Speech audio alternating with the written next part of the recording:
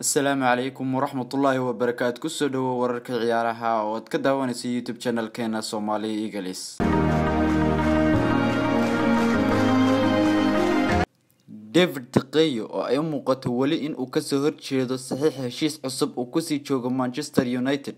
Goolhayaha reer Spain iyo kooxda Manchester United ayaa mar la weydiiyay heshiis cusub inuu saxiix doono. Waxa uu sheegay inuu xooga saari doono kulamada soo socda iyo kulankan Everton. ciyaaryahanka reer Brazil Roberto Firmino ayaa shaaca ka qaaday inay ku guuleysan doonaan xilli ciyaareedkan Premier League isagoo sheegay inay tartamada oo dhan ay rajeynayaan inay guul ka gaaraan waxaana uu sii raaciyay inay qaadan doonaan amarka tababaraha Klopp isagoo oo sheegay in ay doonayaan inay ku guuleystaan tartamada ay u tartamayaan oo dhan.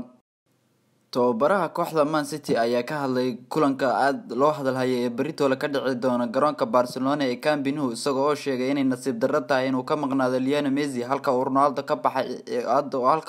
ka tagay kooxda Real Madrid. waxa kaloo ka hadlay Antonio Griezmann isagoo oo sheegay inay guul gaari doonaan kooxda Barcelona balse ay Real u baahan tahay inay guul gaarto.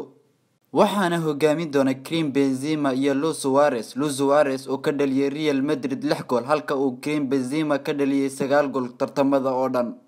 xidiga reer Belgium ee Eden Hazard ayaa laga walwal qabaa caafimaad ahaanshihiisa kulanka Burnley 27 jirkan ayaa ku soo dhaawacmay kulankii Bulls ay la galeen 2-2 Manchester United ee garoonka Old Trafford. ha ka ilaawin inaad subscribe saarto page-keena Somali Eagles.